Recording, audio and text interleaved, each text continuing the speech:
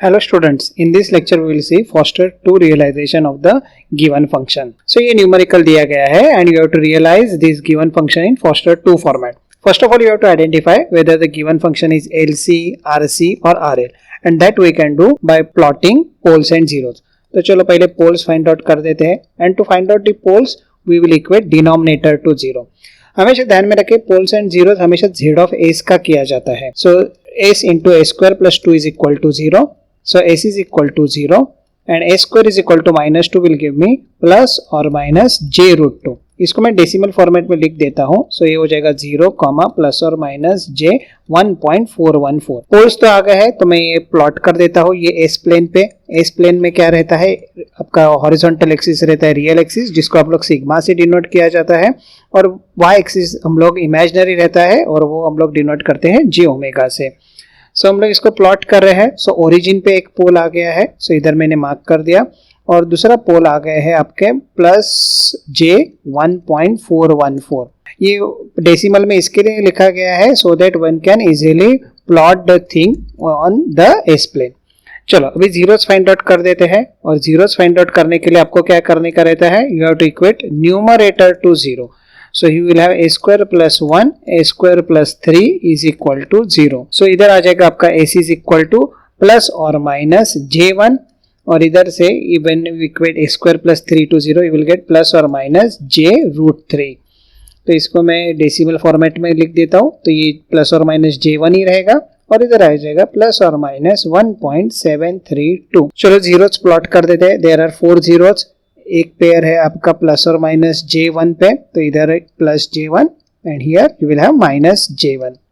दूसरा पेयर किधर है, सो इधर आ जाएगा plus j 1.732 and another one is at minus j 1.732.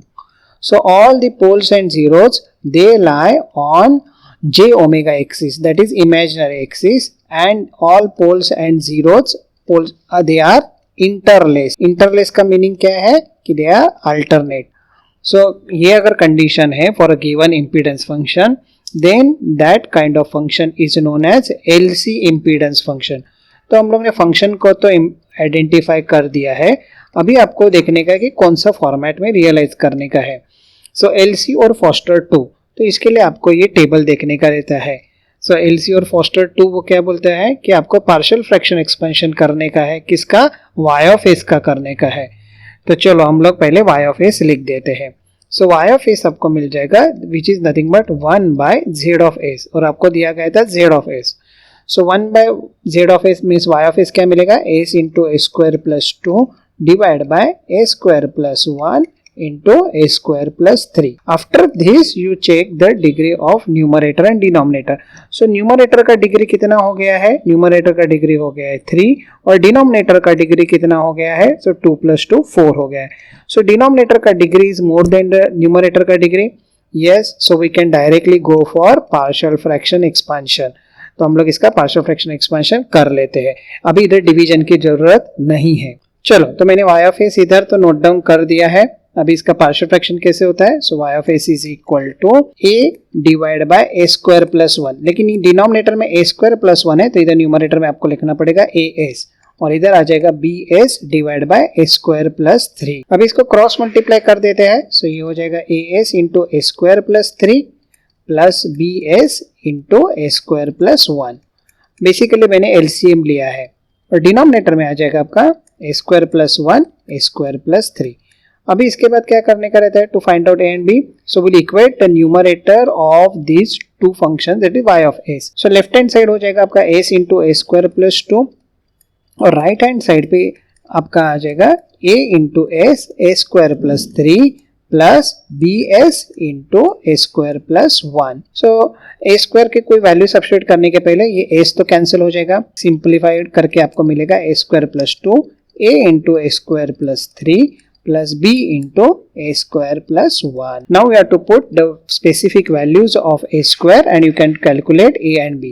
So a square plus 1 है इधर तो आप substitute कर सकते हैं. a square का value -1. I am not talking about the value of a. Directly I am substituting a square is equal to -1. So left hand side हो जाएगा आपका +1 and here you will get a into -1 + 3. So that will give me 1 is equal to 2a और a का value आपको मिल गया है, वो आ जाएगा हाफ. चलो अभी और एक वैल्यू सब्स्टिट्यूट कर देते हैं स्क्वायर का और वो वैल्यू रहेगा आपका -3. कहाँ से मिल गया? तो इधर से आप देख सकते हैं a स्क्वायर is equal to -3. So left hand side इधर से हो जाएगा आपका -1, ये पार्ट तो 0 हो जाएगा और b इंटू -3 + 1 तो ये हो जाएगा आपका -2. सो b का वैल्यू भी कितना आ गया आपका हाफ. सो a और b आपने कैलकुलेट किया है. Now will substitute this thing in this function.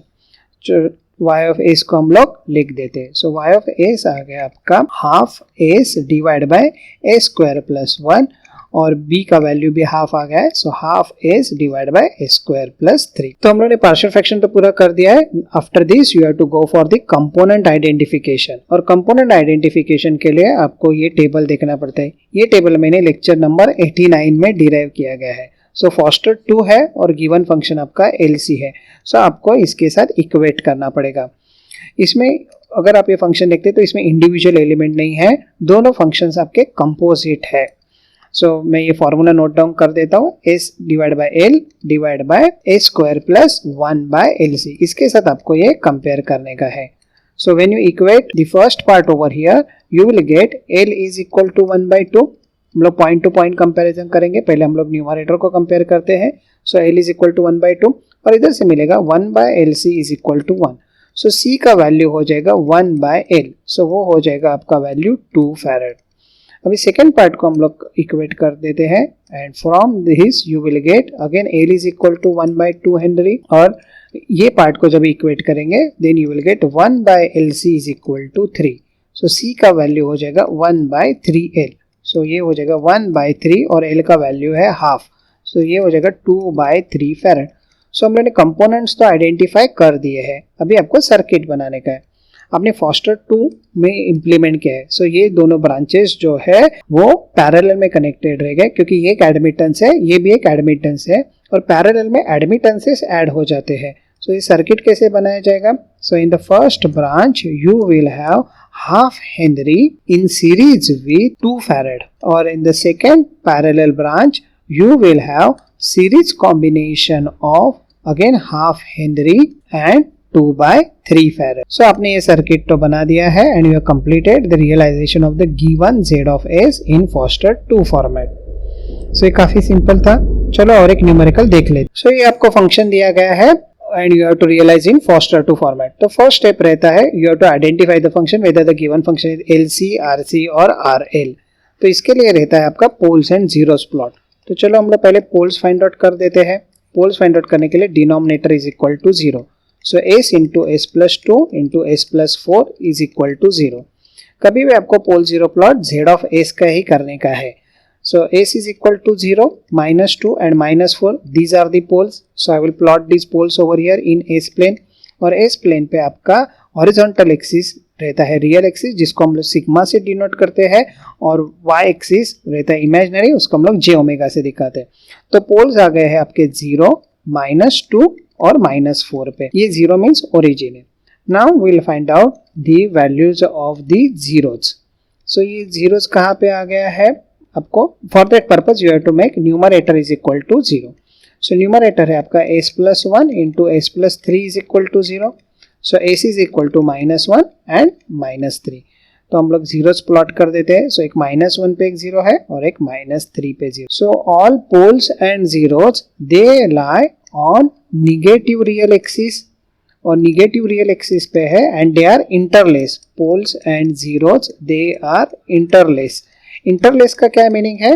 They are alternate. After this you have to check whether the pole is lying nearer to origin और zero is lying near to origin and here pole is lying or rather pole is on the origin.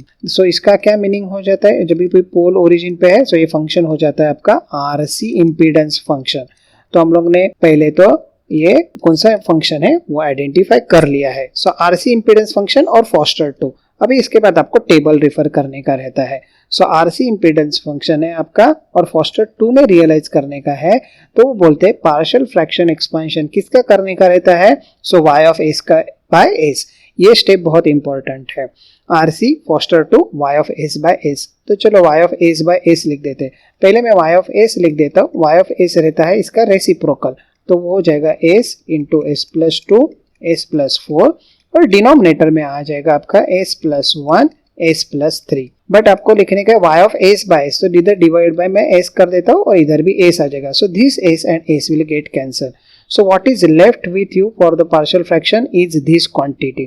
Now here you check the degree of numerator, और numerator का degree कितना आ गया इधर 2, और denominator का degree कितना आ गया है इधर, अगेन इट इज 2।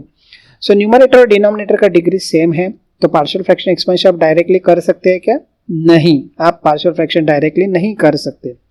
आपको क्या करना पड़ता है, न्यूमरेटर का डिग्री कम करना पड़ता है, and for that purpose you have to expand the numerator. So ये न्यूमरेटर हो जाएगा a square plus 6s plus 8, और डिनोमिनेटर हो जाएगा आपका ए स्क्वायर प्लस 4s प्लस 3। तो चलिए हम लोग अभी डिवाइड कर देते हैं। So a square plus 6s plus 8 and we are dividing that by a square plus 4s plus 3। So first question आ जाएगा आपका 1, और इधर आ जाएगा a square plus 4s plus 3। So remainder is 2s plus 5।